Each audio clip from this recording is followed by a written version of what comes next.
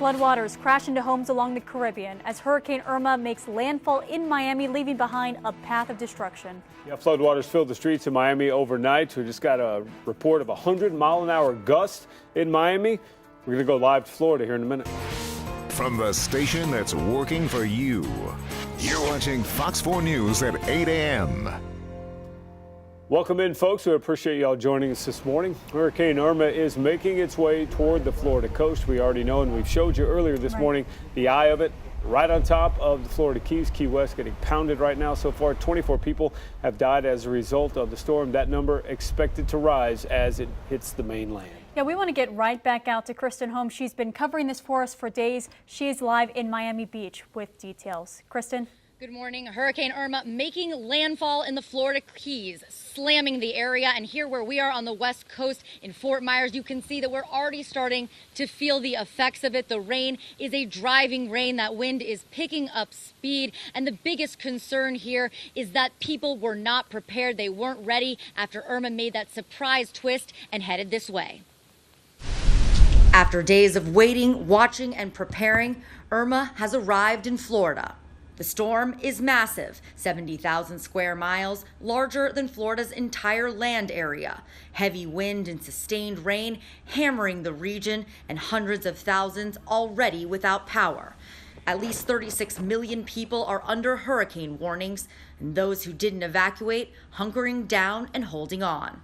We have shelters on the East Coast, shelters on the West Coast. Of course, as the storm track pushed to the west, we began to mount up more shelters and evacuation centers over on the West Coast. The storm regaining strength after pounding Cuba, intensifying to a Category 4 in the waters south of the Florida Keys. Irma was further west than originally anticipated when it finally turned north, putting Tampa and the West Coast squarely in the storm's path. We've been lucky because we haven't taken a direct hit in over 90 years. So we really have been blessed. But we also recognize that our day was going to come, and it looks like our day has come. With as much as 20 inches of rain predicted through Wednesday, Florida can only wait and hope for the best. And people who stayed in the Florida Keys are certainly waiting and hoping for the best right now. That was an area that authorities had tried over and over again to stress the severity of this storm. They wanted everyone to evacuate that area. Even the head of FEMA saying he wasn't sure if the storm hit, how long it would take to get rescue crews there. So those people who stayed on the ground, who didn't heed that warning, again, hoping, waiting, seeing what happens. Reporting live in Fort Myers, Florida, I'm Kristen Holmes. Now back to you. And Kristen, seeing the impact of the storm firsthand, we know she was in Miami all day yesterday and now in Fort Myers today. Yeah, so tracking she down moved all because the different storm angles. moved. Because the storm, So what was going on yesterday, it was kind of jogging, literally. I mean, most people could jog, or some people could jog more than 5 miles an hour. Yeah. Well, that's what the storm was doing. It was just moving very slowly towards the west along the northern Cuban coastline.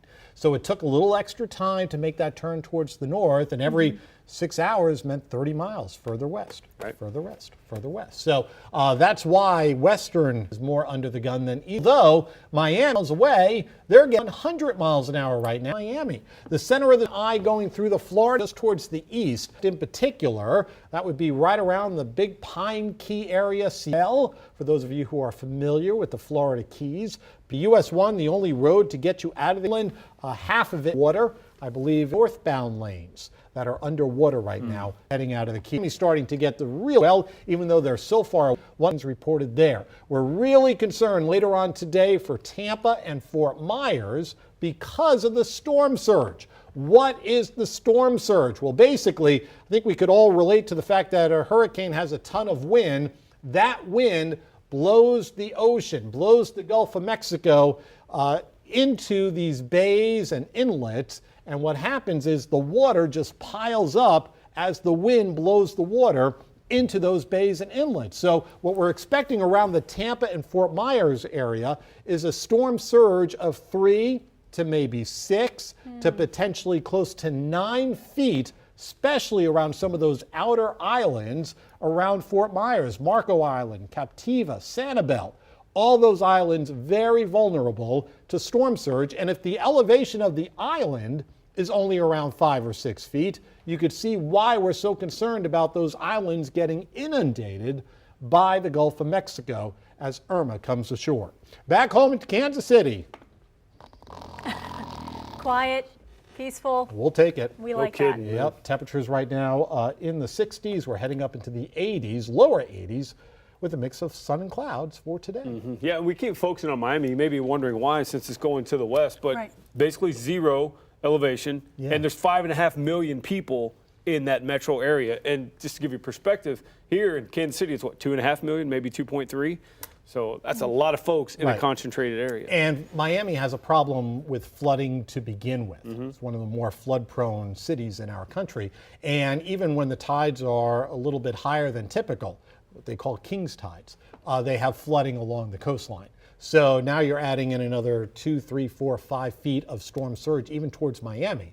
And that's why the flooding there will be a little rough right along the coastline, the immediate coastline. You've been answering all of our questions, and you did this Facebook Live yesterday. If people at home are watching this and they have questions and they may be concerned about family or friends, you'll be answering all those? Yeah, we'll do another Facebook Live probably right around 9:30 or so, and we'll bring everybody up to date. You can ask me some questions, and we'll try to tackle as many as we can.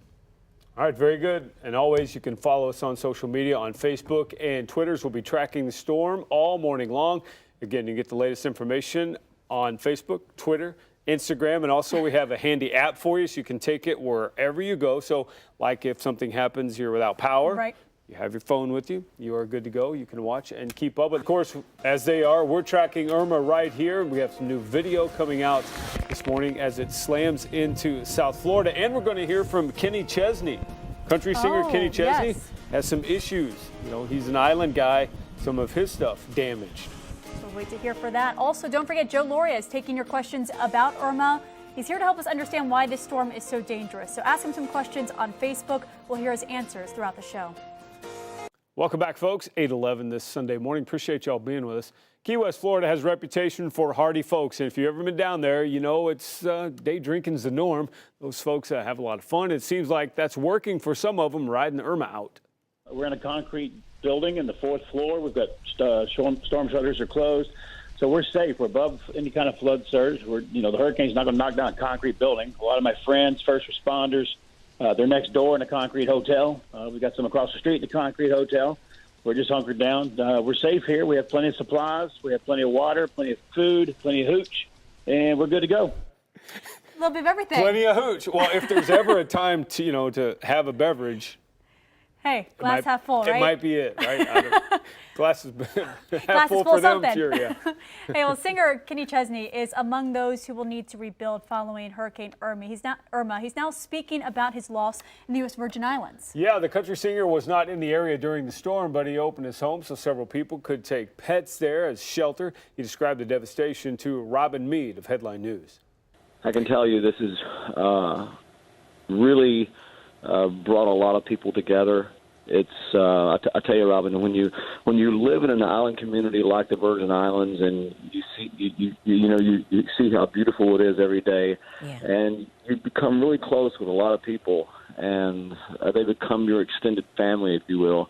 And to see what's happening to them and to see what everybody's going through is just really hard.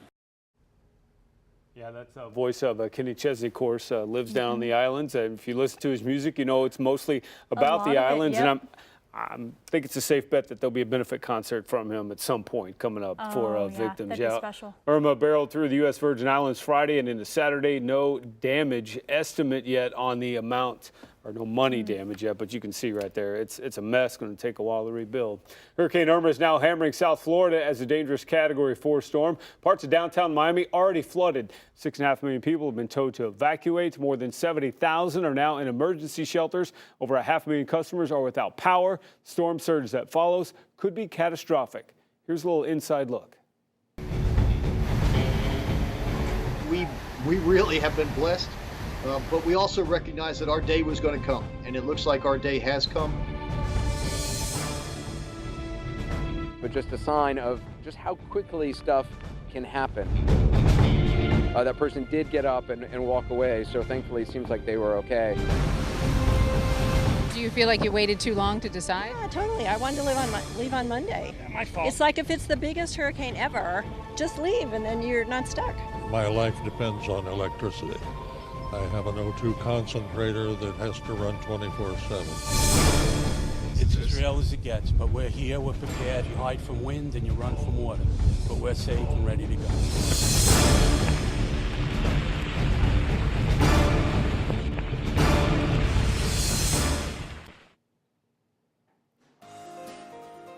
How about that guy in Key West?